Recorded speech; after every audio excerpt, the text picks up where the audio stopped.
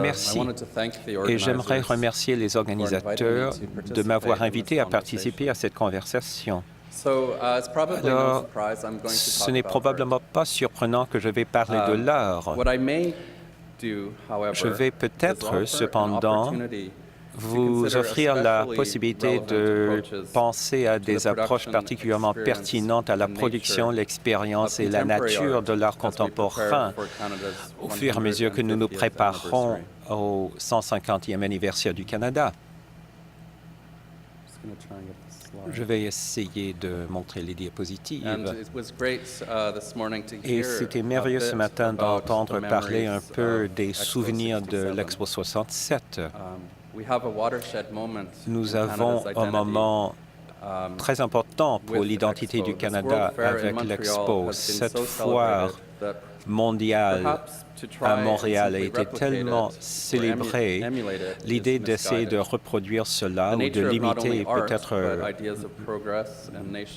pas une bonne idée parce que les idées du progrès et de la nation ont changé beaucoup. Alors je propose qu'on pourrait peut-être envisager d'autres approches aussi réussies à la célébration de notre culture. Nous devons regarder vers les artistes pour des idées qui incorporent notre passé, notre présent et notre avenir. Prenons nos inspirations des artistes, demandons aux artistes de créer de nouvelles œuvres plutôt qu'un événement à grande échelle. Peut-être qu'on pourrait envisager un réseau de moments à travers le pays. L'Expo 67 a célébré les grands monuments architecturaux. Il a présenté ce qu'on croyait être l'architecture modèle du Canada pour l'avenir. Habitat 67 proposer une architecture pour les villes, c'est toujours reconnu aujourd'hui comme une conception extraordinaire et merveilleuse.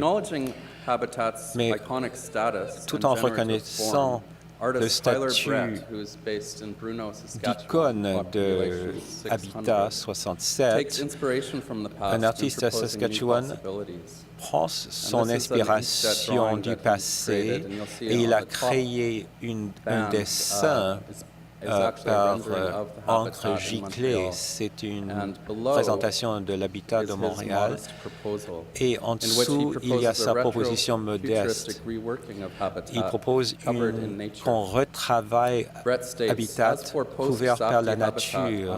Pour l'habitat après Safety, je propose de créer une extension à Habitat. Pour comprendre exactement ce qu'il veut dire n'est peut-être pas l'essentiel. Il veut protéger contre l'impact environnemental à l'avenir les espaces entre les unités de cubes liés par de la matière organique. C'est un sentiment proactif d'expansion sur les thèmes de l'Expo 67.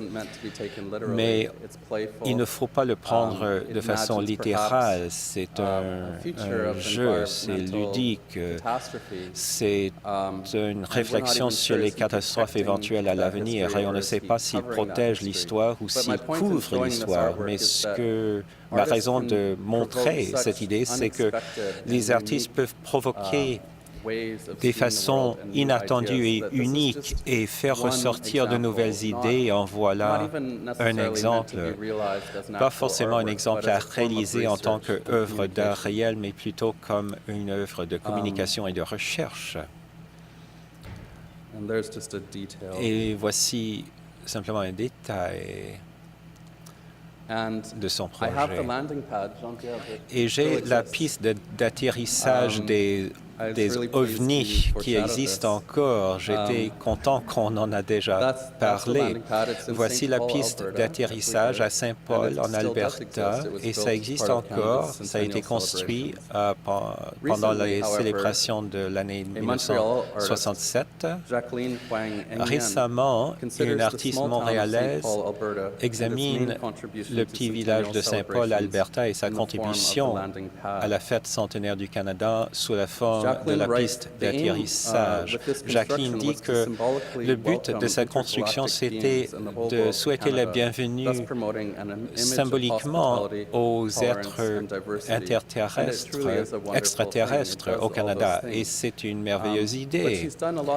Mais elle a fait beaucoup de recherches là-dessus. Elle a créé une exposition avec des photos et du film et des objets historiques rattachés à cette piste d'atterrissage. Ça exprime l'esprit de la politique canadienne avec ce sens inconditionnel de l'hospitalité. Alors, cette piste d'atterrissage exprime l'attitude utopique qui correspond à l'état de la politique au Canada à l'époque où les lois sur l'immigration au Canada ont été élargies et rendues plus accueillantes. Alors, cette piste est utilisée dans l'œuvre de cet artiste pour parler des idées entourant le multiculturalisme et ce que cela veut dire d'être étranger. C'était quelque chose qui faisait partie d'une enquête artistique sur les rapports entre la politique, l'histoire et la production des connaissances et explore, par la recherche, un point de vue unique sur un moment de l'histoire canadienne qui est distinct d'un film documentaire, par exemple, qui pourrait présenter ces renseignements d'une autre façon. Comme Tyler Brett, avec son projet de Habitat, Jacqueline explore le passé avec une approche de jeu qui propose de nouvelles occasions aux artistes. Les deux artistes explorent des possibilités utopiques qui ouvrent de nouvelles façons de comprendre le présent et posent la question de qui nous sommes en tant que pays. Plutôt qu'un désir romantique de retourner au passé ou plutôt que d'imaginer tout simplement l'avenir, les artistes réunissent le passé, le présent et l'avenir et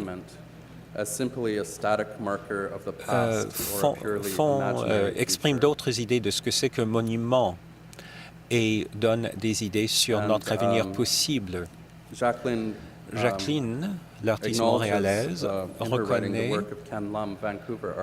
le travail de Ken Lum, un artiste de Vancouver, dont voici le monument pour Vancouver qui a été construit dans le cadre des célébrations des Jeux olympiques en 2010, qui a été développé à partir d'un symbole de graffiti qui circule depuis plusieurs décennies dans l'est de Vancouver. C'est un symbole qui a circulé de façon provisionnelle.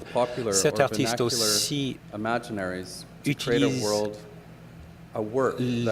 des images ordinaires qui se lient aux communautés. Il parle de cette œuvre en disant qu'il voulait formaliser le symbole par son échelle et sa permanence. Apparemment, le symbole remonte aux années 40 selon des personnes âgées avec qui il a parlé, c'est-à-dire le début de la Deuxième Guerre mondiale. C'est peut-être lié à l'inscription catholique de la culture de Vancouver de l'Est à l'époque, puisque c'était le foyer de beaucoup d'Européens catholiques. C'est un symbole maintenant pour la partie est de Vancouver, symbole plutôt clandestin qu'ouvert. Il considère que le symbole a des significations qui expriment l'inégalité, la subjugation et le traumatisme de la pauvreté et l'acculturation, surtout par rapport à la vie des immigrants. Sa proposition est pour un site dans l'est de Vancouver qu'il appelle visuellement périphérique. Mais ce symbole de l'est de Vancouver est rendu comme sculpture à haut de 50 pieds qui s'allume après quand la nuit vient et semble flotter. Et la sculpture regarde vers l'ouest, vers le centre-ville, donc ça exprime l'espoir et la violence. En travaillant avec les artistes à Plug-in, on a vu toutes sortes de façons de trouver une narration différente de ce qui se passe. Il y a plusieurs perspectives et nous essayons de promouvoir de nouvelles idées pour promouvoir la pensée, pour vous amener à penser à des possibilités différentes et alternatives. En travaillant avec des artistes vivants et en créant de nouvelles œuvres, on peut créer des choses qui ajoutent à notre expérience du monde contemporain. Et quand on voit des travaux comme celui-ci en arrière, c'est pas seulement un symbole, mais ça nous laisse vivre un moment qui se passe dans la vraie vie. C'est un peu comme entrer dans un film ou même dans un roman. Au fur et à mesure que nous progressons à travers l'espace, on voit des choses différentes qui affectent nos vies de tous les jours. Alors, je partage avec vous l'exemple d'un projet que j'ai organisé par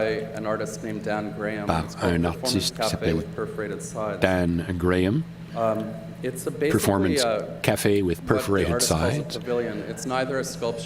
C'est pas une sculpture, c'est pas un édifice, c'est ce que l'artiste appelle un endroit.